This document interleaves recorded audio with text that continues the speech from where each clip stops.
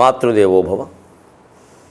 టీవీలంచును సాహితీ సభలు పోటీలంచు రాత్రింబవళ్ళు ఏ వైమానికమో అయోమయము కావింపన్ ప్రయాణములో. టీవీలంచును సాహితీ సభలు పోటీలంచు రాత్రింబవళ్ళు ఏ వైమానికమో అయోమయము కావింపన్ ప్రయాణంబులు అందే వేళన్ మరి కొంపముంచెదవయంచు ఎంతేని చింతింతు. అందే వేళన్ మరి కొంపముంచెదవయంచెంతేని చింతింతు. నాకే వీలవునటు నాయుడింజనుట నాకే వీలవునటు నాయుడింజనుట నాదే జన్మ పుణ్యముకో నాదే జన్మ పుణ్యముకో. నిజానికి 91 ఏళ్ల తల్లిని నేను కోల్పోవడం పెద్ద ఆందోళనకరమైన విషయమేమీ కాదు. కానీ 85 ఏళ్ళు దాటిన తర్వాత ఇంచుమించు ప్రతిరోజు మనం అనుకుంటూనే ఉంటాం, 90 కూడా దాటాయంటే ప్రతిరోజు ఇబ్బంది పడుతూనే ఉంటాం ఏ రోజు ఏం జరుగుతుందో అని. కానీ నాకు ప్రత్యేకించి బాధ ఏమిటంటే ఎప్పుడు పొద్దున షూటింగు, రాత్రి మీటింగు, మధ్యలో ఈటింగు, మన బతుకంతా టింగు టింగు టింగు. ఈ బయట ఎక్కడో తిరుగుతూ ఉంటే ఆ ఊళ్ళోనో ఈ ఊళ్ళోనో ఏదైనా తల్లికి తీవ్రంగా ఉంది పరిస్థితి అంటే వెంటనే బయలుదేరి రావాలన్నా 10-12 గంటలు పట్టేస్తుంది.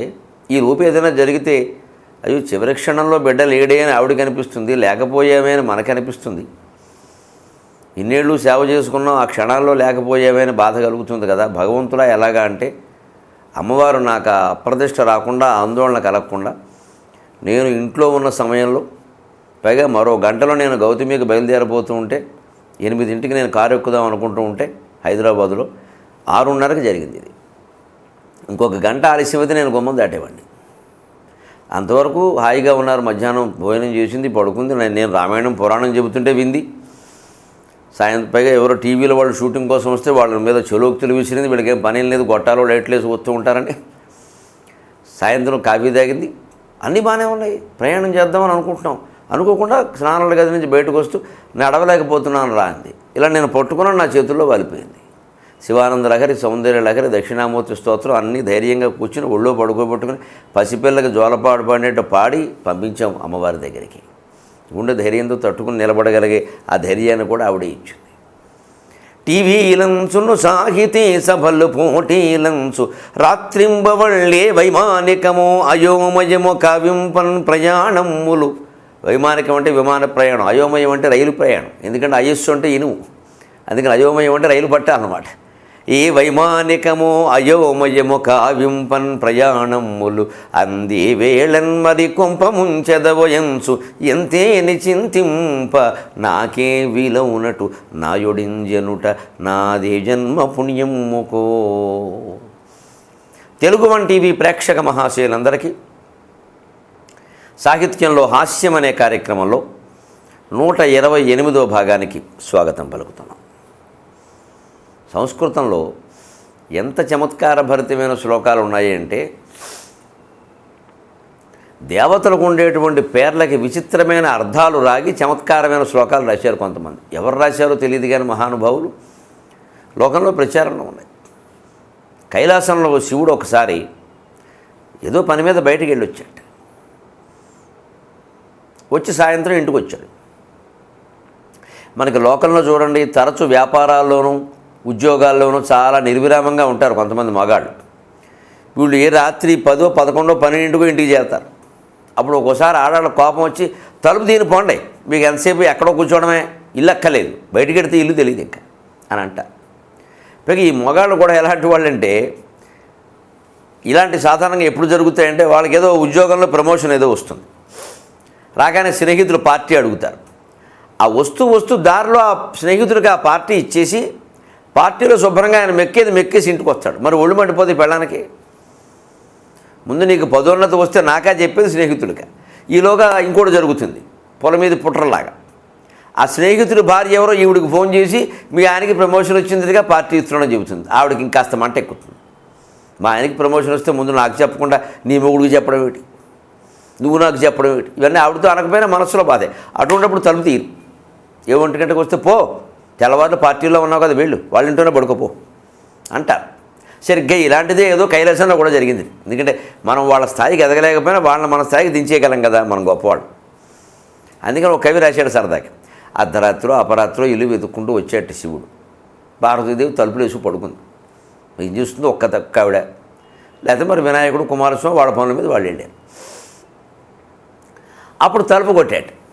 కస్త్వం శూలీ మృగజభిషజం నీలకంఠ ప్రియేకం కేకామేకాం కురు పశుపతి నైవ దృశ్యే విషాణే స్థాణుర్ముగ్ధే న వదతి తరుహు జీవితేశ శివాయా గచ్చాటవ్యాం ఇతి హతవచక పాతువశ్చంద్రచూడక. ఈ పద్యాన్ని వాకో వాక్యం అంటారు. దాని పేరు ఇది, వాకో వాక్యం. అంటే ప్రశ్న జవాబు కలిసిపోయి ఉంటాయి. పార్వతి అడిగింది, శివుడు ఏదో జవాబు ఇచ్చాడు. ఆవిడ మళ్ళీ వంకరగా ఒక వ్యాఖ్యానం చేసింది, తెలుసు కూడా సరదాకి. ఇలాగా శివుడు ఏ జవాబు ఇచ్చినా ఇంకాస్త ఆక్షేపిస్తున్న అమ్మవారు గత్యంతరం లేక అలాగే తలుపు తీవే అని బతిమాలుతున్న శివుడు మిమ్మల్ని కాపాడుగాక అన్నట్టు. కస్త్వం అందుటే అంటే ఎవరైనా అర్ధరాత్రి వస్తే తలుపు తీస్తారా అని. శూలి అన్నట్టు, నేను శూలి అంటే శివుడు కదా, ఆయన ఉన్న పేరే అది. కానీ శూలి అంటే ఇంకో అర్థం ఉంది. శూల అంటే కడుపు నొప్పి అని అర్థం. శూలి అంటే కడుపు నొప్పి వచ్చిందండి, మృగజ భేషజం అయితే డాక్టర్ దగ్గరికి వెళ్ళి ఇక్కడికి ఎందుకు వచ్చావు అందుటే. ఇది చమత్కారం. శబ్దానికి ఉండే రెండో అర్థాన్ని వెతికితే ఆ రెండో అర్థం మీద ఆటాడుకోవచ్చు కదండి. అంచేతన కస్త్వం అనగానే ఎవరు నువ్వు అనగానే శూలి అన్నట్టు. మృగజ భేషజం వైద్యుని వెతుక్కో, ఇక్కడికి ఎందుకు వచ్చావు, కడుపు నొప్పికి మంది ఇచ్చే చోటుకు అది. మేమే క్లినిక్ పెట్టుకోలేదు ఇక్కడ. అప్పుడు అన్నట్టు పోనీ ఈ పేరిస్తే ఇలా వంక చెప్పింది ఏమిటో వెంటనే అన్నట్టు పాపం ఆయన, నీలకంఠ ప్రియేకం ప్రియా పార్వతి, నేనే నీలకంఠుండి అన్నట్టు. నీలకంఠం అంటే నెమలని అర్థం, నల్లని కంఠం కలిగింది, దాని కంఠం దగ్గర నల్లగా ఉంటుంది. అందుకని వెంటనే ఓ నీలకంఠ ప్రియేకం అనగానే కేకామేకాం గురు అయితే కేకేసుకో అన్నాడు. ఎందుకంటే నెమలి క్రీం క్రీం అని వేస్తుంది కేక, నెమలు ఆ ముక్కు విప్పి, అందుకే క్రేంకారము అంటారు దాన్ని. కేక వేస్తుంది కాబట్టి నెమలని కేకి అంటారు సంస్కృతం. అందుకే నెమల అయితే కేకేసుకో, ఎవడో తెలుగువాడు రాసిన శ్లోకం ఉండేది, కేకామేకాం గురు. నువ్వు కేకేసుకో ఎవరినో, తెలుగులో కేకేయడం అంటే పిలవడం. నీలకంఠ ప్రియేకం, నేను విషం తాగడం వల్ల నీలకంఠుండయ్యానంత గొప్పవాడు నేను అంటూ ఉంటే నెమలివా నీలకంఠక అంటే నెమలిని అర్థం ఉంది. దాని మీద శివానంద లహరిలో శంకరాచార్యుల వారు అటు నెమలికి ఇటు శివుడికి వర్తించేలా అద్భుతమైన శ్లోకాలు రాశారు శ్లేషాలంకారం. నీలకంఠ ప్రియేకం అనగానే కేకామేకాం కురు అయితే కేకేసుకోవయ్యా, ముక్కు విడ తీసుకుని మమ్మల్ని అంటబెట్టి ఊరికేను, ఇక్కడ నీకేం పని అంది. అప్పటికేనట్ట పశుపతిని అన్నట్ట. నైవదృశ్యే విషాణే, పశుపత అంటే పశువులు కాచుకునేవాడు, కొమ్ములు ఉండాలి కదా, మరి పశువు అయితే పెద్ద పశువు అనమాట. చిన్న పశువుకి చిన్న కొమ్ములు ఉంటాయి, పెద్ద పశువుకి పెద్ద కొమ్ములు ఉంటాయి కదా, తమరికి నెత్తి మీద కొమ్ములు లేవే, ఏదో నీటి ధార కనపడుతుంది అందుకే. ఇంకేమంటాడండి, ఏమన్నా ఎలాంటి శూలే అంటే ఏమో డాక్టర్ని వెతుక్కో, నీలకంఠుణ్ణి అంటేనేమో కేకేసుకో, నేను పశుపతిని అంటే కొమ్ములేవి. అప్పటికేనంటే స్థాణుర్ముగ్ధే, ఇంక విసుగొస్తుంది పాపం, స్వామి కాళ్ళు లాగేస్తున్నాయి. స్థాణుర్ముగ్ధే, ముగ్ధ ఓ ప్రియురాల నేను స్థాణువుని అన్నట. స్థాణువు అంటే అర్థం కొండ, చెట్టు, బండరాయి, ఇన్ని అర్థాలు ఉన్నాయి. కదలదు మెదలదు అని అర్థం. వెంటనే అందరూ స్థాణువు అనగానే నా వదతి తరుహు, చెట్టు ఎక్కడ మాట్లాడదుగా, మాట్లాడుతున్నావు స్థాణువు, అబద్ధాలు చెబుతున్నావు. రాత్రి ఎవరో దొంగ వచ్చారు మా ఇంటికి, ఇంకా నయం పోలీసుని పిలవలేదు. ఇంత చమత్కారం. స్థాణుర్ముగ్ధే, నేను స్థాణువుని ప్రియా అంటే నా వదతి తరుహు, చెట్టు ఎక్కడ మాట్లాడదు, డొక్కు కబుర్లు చెప్పగా వెళ్ళింది. అప్పటికే అన్నట్టు పాపమైన జీవితేశ శివాయాకపోని ఆవిడ పేరు చెబితే సంతోషిస్తుందని ఆవిడకి శివ అని పేరుందండి. ఎందుకంటే ఆయన శివ, ఆవిడ శివ. నమ శివాభ్యాం నవయౌవనాభ్యాం పరస్పర ఆశ్లిష్టవపుర్ధరాభ్యాం నగేంద్రకన్యా వృషకేతనాభ్యాం నమో నమ శంకర పార్వతీభ్యాం. అందుకని జీవితేశ శివాయాక అంటే ఒక రకంగా నీ మొగుడు నేను చెప్పాడు చివరికి, అది శివ అని ఆవిడ పేరు కదా. అంటే నీ ప్రాణ ప్రియుడిని నేను, నన్ను కాదంటావేమిటి? పైకి ఇప్పుడు అర్ధరాత్రి కాదంటే ఎక్కడికి పోతాం, సత్రాల వాళ్ళు కూడా తలుపులు తీరు అని అంటే ఆవిడ తక్కువది కాదండి. శివ శబ్దానికి ఇంకో అర్థం ఉంది, నక్క అని అర్థం ఉంది. జీవితేశ శివ నక్కల రాజావా గచ్చాట అయితే అడవిలోకి పో. మొత్తమే తలుపు తెలియదు. దేనికి కస్త్వం శూలి మృగజభిషజం, కస్త్వం శూలి మృగజభిషజం నీలకంఠ ప్రియేకం కేకామేకాం కురు పశుపతి నైవ దృశ్యే విషాణే స్థాణుర్ముగ్ధే న వదతి తరుహు జీవితేశ శివాయా గచ్చాటవ్యాం. అడవిలోకి వెళ్ళమంటే ఇంకేం చెప్పాలో తెలియక ఇంక కన్నీళ్ళు ఒకటే తక్కువ అలా నుంచున్నట్టు. పాపం విష్ణుమూర్తిలాగా నాకు 2-3 భార్యలున్నా బాగుండేది, పూటకి వాళ్ళ ఇంటికి వెళ్ళేవాడిని, ఒక్కతే భార్య, ఈవిడేమో తలుపుది ఇట్లా ఎలాగరా బాబు అని మొహం వేలాడిపోయి నుంచుంటే ఇతి హత వచక. అలాగ పార్వతీదేవితో సమానంగా వాదించలేక ఓడిపోయిన శివుడు పాతువక చంద్రచూడక, చంద్రుణ్ణి ధరించినటువంటి చల్లని మనస్సు కలిగిన ఆ శివుడు సభాసుందరులందరినీ పాతు వహా మిమ్మల్ని కాపాడునుగాక అని చెప్పారు. ఇంత చమత్కారమైనటువంటి శ్లోకాలు ఉన్నాయి సంస్కృతంలో. అలాగే ఒక చమత్కారమైన పద్యం, సిగరెట్ కాలుస్తూ ఉంటారండి యువతనం, అలా పొగ అలా వదులుతూ ఉంటే రింగు రింగు రింగు రింగు అని రింగులుగా తిరుగుతుంది. ఆ పొగ రింగుల మీద పద్యం చెప్పని అడిగారు. ఒకడు అరుగు మీద కూర్చొని సిగరెట్ కాలుస్తున్నాడు. పొగ రింగులు రింగులుగా నగవుల నది దాటి వచ్చు నాట్యము చేయున్, పొగ రింగులు రింగులుగా నగవుల నది దాటి వచ్చు నాట్యము చేయున్, తగమూతి సున్న చుట్టగా పొగరెక్కువ వీని కంచు బోటులు తిట్టన్. ఇప్పుడు కాకినాడలో 94లో మొట్టమొదటి శతావధానం చేస్తే అందులో అడిగిన వర్ణనకి చెప్పిన సమాధానం ఇది. పొగ రింగులు రింగులుగా నగవుల నది దాటి వచ్చు నాట్యము చేయున్. పొగ ఇలా రింగులుగా మీరు అరుగు మీద కూర్చొని పొగలుతుంటే ఇలా మూతోటి అంటాడు పైకి. అప్పుడు ఆ మూతి ఆకారంలోనే రింగులు ఏర్పడి ఇలా పైకెడుతూ ఉంటే నగవుల నది దాటి వచ్చు నాట్యము చేయున్. నవ్వుల్ని దాటి వచ్చి నాట్యం చేస్తుంది ఆ పొగ అని ఒక అర్థం. నగవుల నది దాటి వచ్చు. ఆ అబ్బాయి నవ్వులు నదీ ప్రవాహ తరంగాల్లో ఉన్నాయి. ఆ నగవుల నదిని కూడా దాటి వస్తుందని రూపకాలంకారం కూడాను. రింగులుగా అతను నవ్వుల్ని దాటుకుని వచ్చి నాట్యం చేస్తూ ఉంటే మధ్యలో ఏం చేస్తున్నాడు అంటున్నాడు ఇలాగ.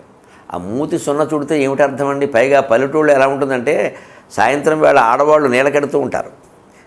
అంటే వాళ్ళకి ఒళ్ళు మడుతుంది, ఏదో ముద్దెట్టుకుందుకు ప్రయత్నం చేస్తున్నాడు అన్నట్టుగా ఉంటుంది అది. అందుకని మరి తగ మూతి సున్న చుట్టగా ఇలా మూతి సున్న చుడుతుంటే పొగరెక్కువ వీని కంచు బోటులు తిట్టని. మున్సబ్ గారు అబ్బాయి, కరణం గారు అబ్బాయి ఒళ్ళు పొగరు, మనం ముద్దెట్టుకుంటాట ఇక్కడ, ఈ రోడ్డు మీద వెళ్ళాలంటేనే చికాగ్గా ఉంది, కురకారంతా చేరేరు ఇక్కడ అని ఆడవాళ్ళు చుడుతున్నారట. సరిగ్గా పల్లెటూళ్ళలో జరిగే దృశ్యాలే ఇవి. వీడు సిగరెట్ కాలుతాడు అని ఇలా వదులుతాడు, అమ్మాయి మీదకే వదులుతాడు. ఏమన్నా అంటే మేము పైకి వదులుకున్నాం, మేము మీదకి వస్తున్నాం మాకు తెలుసా అంటాడు. పల్లెటూళ్ళ వేళ కూడా ఇలాగే ఉంటాయి. అవన్నీ కలిపి పద్యంలో పెట్టి చెప్పడం ఉంది, ఎంత సరదా అయిన విషయం. పొగ రింగులుగా నగవుల నది దాటి వచ్చు నాట్యము చేయున్, తగమూతి సున్న చుట్టగా పొగరెక్కువ వీని గంచు బోటులు దిట్టం. అలాగే ఈ వారం ఒక మంచి చలోక్తి. ఎప్పుడు మనుషుల్లోనండి ఒకళ్ళని మించి ఒకళ్ళు గొప్పలు చెప్పుకోవాలని చూస్తారు.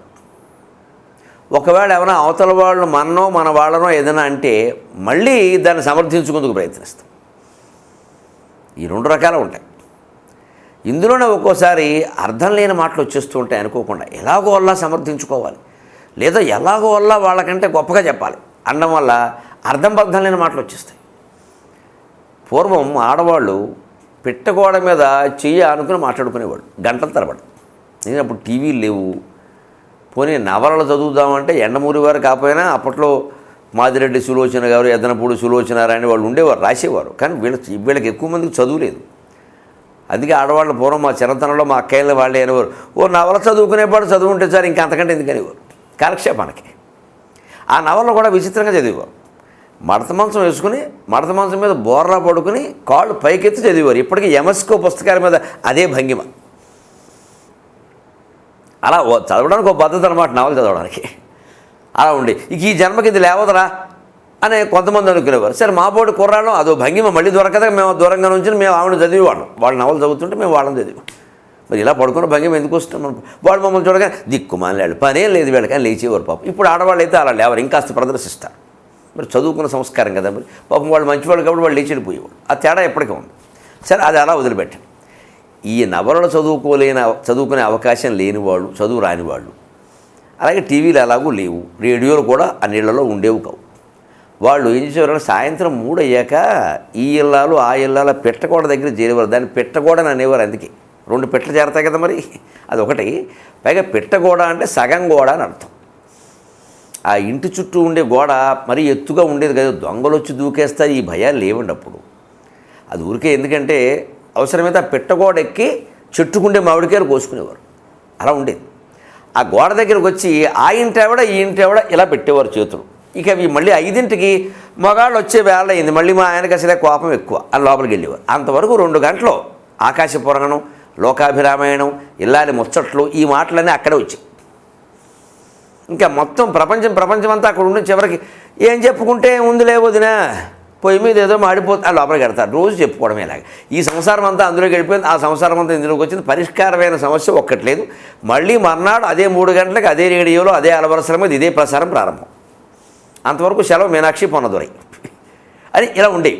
ఈ మాటల్లో చమత్కారంగా ఒకసారి ఆక్షేపణలు కూడా వస్తాయి కదా. ఇందులో ఒక ఆవిడ 2 ఆవిడని అందుటే, ఈవిడ పేరు ఏదో సుబ్బలక్ష్మి గారు, ఆవిడ పేరు వెంకటలక్ష్మి అనుకుందాం కాసి. సుబ్బలక్ష్మి గారు వెంకటలక్ష్మి గారు నంది. ఎందుకంటే ఈ వెంకటలక్ష్మి గారి భర్తకి జుట్టు నెరిసిపోయింది, తెల్ల జుట్టు అయిపోయింది. 40 ఏళ్ళకే నెరిసిపోతుంది కొంతమందికి, మరి ఇప్పుడైతే కుర్రాళ్ళకే నెరిసిపోతుంది. సరే కొంచెం నెరిసిపోయి క్రమంగా తెల్ల జుట్టు అయిపోతుంది. అయిపోతే ఆ సుబ్బలక్ష్మి గారు ఆక్షేపిస్తుంది వెంకటలక్ష్మి, ఇగో వదిన ఏమైనా చెప్పు కానీ మొగాళ్ళలో ఏదైనా మనం భరించచ్చు, కానీ జుట్టు నెరిసిపోతే ముసలాళ్ళు అయిపోతారమ్మ, తట్టుకోలేము, అసలు ఎలా చేస్తారో దిక్కుమాలిన కాపురాలు, కానీ నేనైతే చేయను అంటే వదిలేస్తానన్నట్టే ఏకంగా అలా మాట. ఎందుకంటే అవతల ఆవిడ మొగుడిని ఆక్షేపిద్దాం, ఎందుకంటే ఆవిడకి జుట్టు నెరిసింది, ఈవిడికి పౌరుషం వచ్చేసిందండి. మా ఆయన్నే కదా అంటాం జుట్టు నెరిసిందని, అంటే నా మొగుడు ముసలాడు అనమాట అని వెంటనే ఆవిడకి పౌరుషం. నెరిస్తేమి మా ఆయన్నే అందరూ దేవుడి పిల్లలు కృష్ణశాస్త్రి అంత గొప్పవాడు అంటున్నారు, కృష్ణశాస్త్రి గారి జుట్టు నెరిసింది.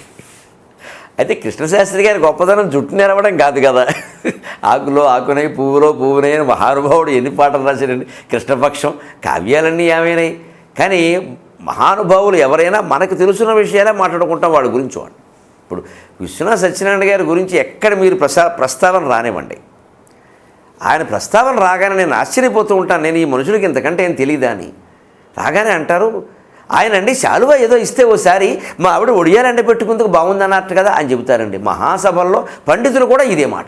నాకు ఏడవాలో నవ్వాలో తెలియదు. ఈ 200 పుస్తకాలు రాసిన మహానుభావుడు, 12,000 పద్యగద్యాలతో రామాయణ కల్పవృక్షం రాసి తెలుగు జాతికి జ్ఞానపీఠాన్ని మొట్టమొదటిసారిగా అందించిన మహాకవి. ఆ మహాకవి గురించి మనం మాట్లాడుకున్నది శాలువాలు ఒడియాలా, ఇంకేముండదా? ఏదో ఒక చమత్కారం ఉంటుందండి, అది ఇంకంతే. జమలమడక మాధవరామ శర్మ గారు అనగానే భద్రాచలం వ్యాఖ్యానం, ఏం భద్రాచలం ఏం వ్యాఖ్యానం, ఆయన ఎంత అలంకార శాస్త్రాలు రచించాడు, ఆయన ఎటువంటి పండితుడు. ఇంకా ఆయన గురించి చెప్పుకునేది ఏం లేదండి. భద్రాచలం వ్యాఖ్యానం, శ్రీమతి భామతి 2 మాటలు తప్పితే. ఇలా మనకి లోకంలో నుండి మహానుభావుల గురించి ఏదో సంక్షిప్తంగా తెలుసు, అదే మాట్లాడుతూ ఉంటాం ఎంతసేపు. ఇక అంతకుమించి వేరే విషయాలు ఏమి ఉండవు అనమాట. అది ఒక్కసారి బాధ కలిగిస్తుంది కూడా. అలాగా జుట్టు నెరిసిందనగానే మా ఆయన దేవులపల్లి కృష్ణశాస్త్రి అంత గొప్పవారని అందరూ అంటున్నారు. కృష్ణశాస్త్రి గారి గొప్పతనం జుట్టు నెరవడమా? నిజమే. ఆయన వల్ల ఆ తెల్ల జుట్టుకి ఎంత ప్రాధాన్యం వచ్చిందంటే, ఆ రోజుల్లో కవులు తెల్ల రంగు వేసుకునేవారు. మీరు ఆశ్చర్యపోతారు చెబితే. ఇవాళ యవ్వనం కోసం నల్ల రంగు వేసుకుంటారు. కృష్ణశాస్త్రి గారి కవిగా ఉగాది కవి సమ్మేళనంలో పాల్గొని కవిత్వం చదివే రోజుల్లో యువకులు తమ జుట్టుకి తెల్ల రంగు వేసుకునేవారు. మీరు నమ్మకపోండి, ఇది నిజం. ఇప్పుడు అర్థమైపోట్ల మహానుభావులు దేన్ని ప్రదర్శిస్తే దాన్నే అందరూ అనుకరిస్తారు. అందుకే సినిమా నటీమణులు, నటులు, మహానుభావులు కోకోకోలాలు, పెప్సీలు దాక్కూడదు కోట్లు తీసుకుని. సచిన్ టెండూల్కర్లు కొబ్బరి బొండాలు తాగితే అందరూ కొబ్బరి బొండాలు తాగుతారు, కానీ మనకి డబ్బులు, కొబ్బరి బొండాలు తాగితే డబ్బులు ఎవరు ఇస్తారు అడ్వర్టైజ్మెంట్కి? అందుకని దిక్కుమాలిన కోకోకోలా థమ్సప్ తాగి, థమ్సప్ అంటే నాకు ఇష్టం అని వేరేలా అంటే మరి చిరంజీవి గారి కోట్లు ఇచ్చారు, థమ్సప్ తాగితే మనకు రోగాలు వచ్చాయి. ఇలా ఆలోచన చేయాలి పెద్దవాళ్ళు. కృష్ణశాస్త్రి గారు అందరూ అసహ్యించుకునే తెల్ల జుట్టుని గొప్ప విషయం చేశాడు. ఆయన శుభ్రంగా నల్ల జుట్టుండే కుర్రాళ్ళు కవిత్వం రాసి ఆయనలాగే తెల్ల పంచి, తెల్లలాల్చి మధ్యపాపిడి తీసేవాడు ఆయన. అదొకటి. వాడు కూడా మధ్యపాపిడి తీశాడు. జోలిలో ఓ సంచి వేసుకుని నేను చూడ్డానికైనా కృష్ణశాస్త్రిలో ఉండాలి, అంత ప్రసిద్ధుడు అయ్యాడండి కృష్ణ. ఇంత చేస్తే ఆయన మోగవాడు. మధ్యలో కంఠం పోయింది ఆయనకి. ఉపాధ్యాయ వృత్తిలో పనిచేశాడు. 30 ఏళ్ళు పనిచేసాక ఇప్పుడు కంఠం కూడా పోయింది. పాపం కాగితం రాసేవాడు.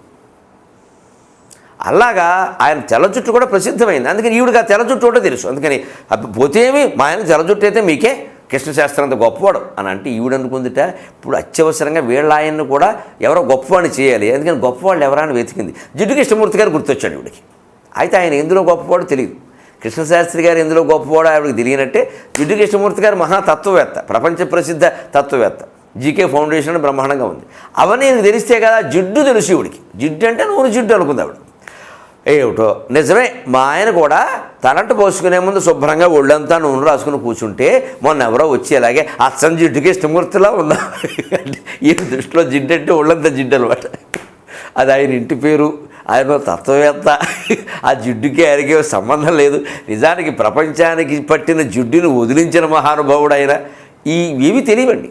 తెలియక మా ఆయన కూడా తలంట పోసుకునే ముందు మన కాళ్ళు జాపు కూర్చుంటే నేను ఒళ్ళంతా నూనె రాశాక ఎవరో వాళ్ళ స్నేహితులు వచ్చి అచ్చం జిడ్డుకి కృష్ణమూర్తిలా ఉన్నావయ్యా అన్నట్ట. ఇప్పుడు ఈవిడికి ఏమిటో అర్థం కాలేదు, మనకు అర్థమైపోయింది విషయం. వీళ్ళిద్దరికీ కూడా కృష్ణశాస్త్రి గురించి కృష్ణమూర్తి గురించి ఒక్క విషయం తెలియదు. ఆయనకి జిడ్డని ఈయనకి తెల్ల జుట్టని ఈ రెండు విషయాలే బాగా ప్రచారం అయ్యాయి. అదే మనం గ్రహించాలి. మహానుభావులకు సంబంధించి ఎప్పుడు గొప్ప విషయాలు మాట్లాడుకోవాలి, కానీ ఈ అల్పమైన విషయాలు ఉన్నాయి ఇవన్నీ వాడికి చివరికి వాళ్ళకి అది మిగిలిపోతుంది. వాళ్ళేమండి మహానుభావులు వాళ్ళ కావ్యాలు రాశారు, మనకేం మిగిలింది? వాళ్ళ బట్టతల, వాళ్ళ జుట్టు, వాళ్ళ జిడ్డు, ఇదేనా మనకి మిగిలేది?